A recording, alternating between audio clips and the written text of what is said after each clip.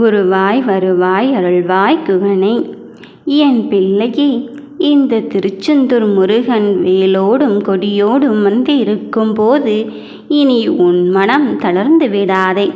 கீழே வீழ்ந்து விட்டேனே என்று நீ நினைத்து கொண்டு இருக்கும் இந்த வேளையிலே வேலவன் வந்து கொடி கட்டி பறக்கும் தருணத்தை நான் உனக்காக கொண்டு வந்திருக்கின்றேன்.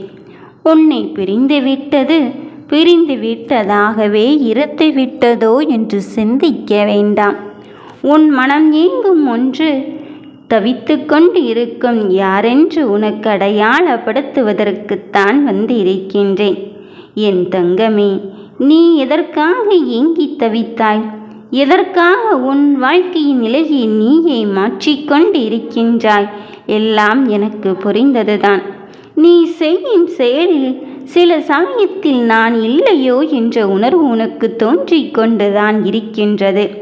அது உன் மனதில் எழுகின்ற சந்தேகம்தான். ஆனால் என் பிள்ளைகளை ஒரு நொடி கூட நான் பிரியாமல் இருந்து கொண்டு உன் வாழ்க்கையில் என்னென்ன நடக்க வேண்டுமோ அத்தனையும் அச்சு பிசிறாமல் நான் நடத்தி கொண்டுதான் இருக்கின்றேன். என் தங்கமே, உன்னை தூக்கி எறிந்தவர்கள் தூசியாக நினைத்து விட்டார்களோ என்று உன் மனம் நினைத்து கொண்டு இருக்கின்றது. உண்மையிலும் நீ அந்த நிலையில்தான் இப்பொழுது இருந்து கொண்டு இருக்கின்றாய் என்று நீயும் உணர்ந்து விட்டாய். பேரில்லை, புகழில்லை, பணமில்லை, ஒன்றுமே இல்லை அப்பனே. இனி என் வாழ்க்கை நிலை என்னதான் இருக்கப் போகிறது என்று சிந்திக்கிறாய். இந்த முருகன் உன்னருகில் இருப்பதை ஏன் மறந்து விட்டாய்? இந்த திருச்செந்தூர் முருகன் நான் வந்து இருக்கும்போது இனி உன்னுடைய சிம்மாசனம்தான் உன் கண்களுக்கு புலப்படப் போகிறது. உன்னை எரிந்தவர்கள் எரிந்துவிட்டு போகட்டும். இனி கொடி கட்ட பறக்கப் போகும் தருணத்தை உருவாக்குவது யாரென்று நீ நினைத்து விட்டாய்? இந்த வேலவன் வேலோடு வந்து இருக்கும்போது உனக்கான வெற்றியை நான் தராமல் இருப்பேனா? என் தங்கமே, இனி உன்னை சுற்றி எத்தனை விஷயங்கள் வேண்டுமென்றாலும் நடந்துவிட்டு போகட்டும். அத்தனைக்கும் முடிவு காலத்தை பிறப்பித்து உன் வாழ்க்கையில் எந்த நல்லதை கொடுத்தால் உனக்காக எது ஏங்கிக் கொண்டிருக்கின்றதோ அதை உன்னிடத்திலே ஒப்படைப்பதற்காக வந்திருக்கின்றேன். அது பொருளாக இருந்தாலும் சரி, உறவாக இருந்தாலும் சரி, அத்தனைக்கும் நான் பொறுப்பேற்றுக் கொள்கிறேன். உன் முதுகுக்கு பின்னால் உனக்கான விமர்சனங்களை அள்ளி தெளித்து கொண்டு இருக்கின்றார்கள்.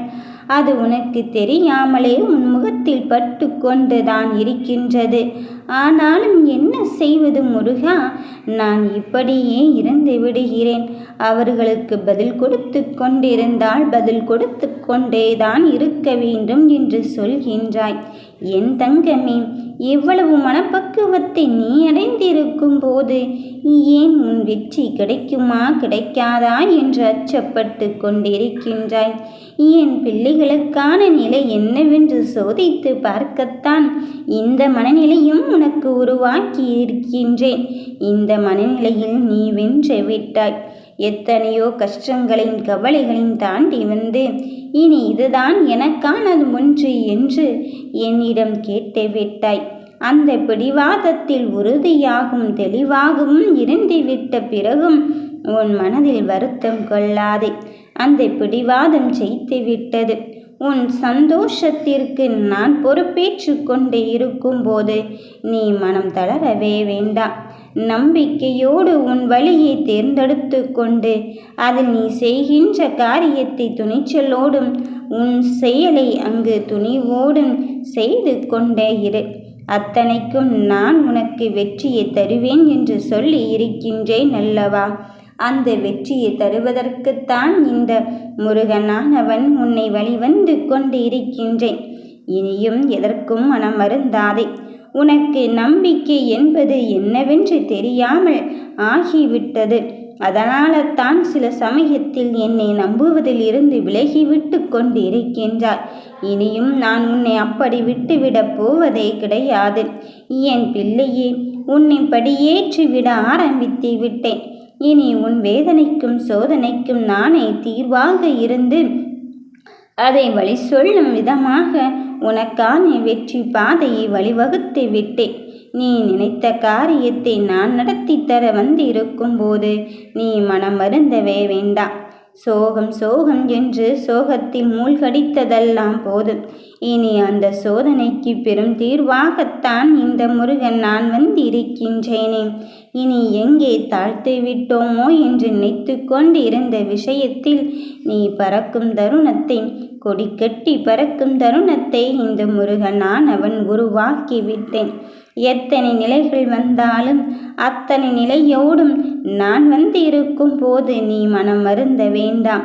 உதவி செய்ய யாருமே இல்லையே என்று வருந்தாதே. நமக்காக யார் இருக்கிறார்கள் என்று நிலை கொள்ளாதே. நான் இருக்கின்றேன் என் பிள்ளையே. உன்னுடைய ஒவ்வொரு நிலையிலும் உன்னை கை தூக்கி பிடித்து இதிலிருந்து தப்பித்துக்கொள் என்று எத்தனை முறை உனக்கு நேரடியாகவே வந்து உன்னை உனக்காக உணர்த்தி கொண்டு இருந்திருக்கின்றேன் என்று இன்னுமா புரியாமல் இருந்து கொண்டு இருக்கின்றாய்? நீ நினைத்ததும் நீ நினைக்கப் போவதும் இனி என்னால் அறிந்ததுதான். இனி அத்தனைக்கும் விடிவு காலத்தை பிறப்பித்து உன் சோதனையும் வேதனையும் என் கையில் எடுத்து விட்டு உன் வெற்றி கிரீடத்தை மட்டும்தான் உன் கையில் கொடுக்க வந்திருக்கின்றேன். நானோ உன்னை அங்கு அள வைத்து விட்டேனோ என்று எண்ணி விட வேண்டாம். அள வைத்ததன் நோக்கம் பெரும் தீர்வாக இருப்பதற்கான வழியை நீயே கண்டுபிடிக்க வேண்டும். உன்னை யாரென்று உனக்கே நிரூபிக்க வேண்டும் என்பதற்காகத்தான்.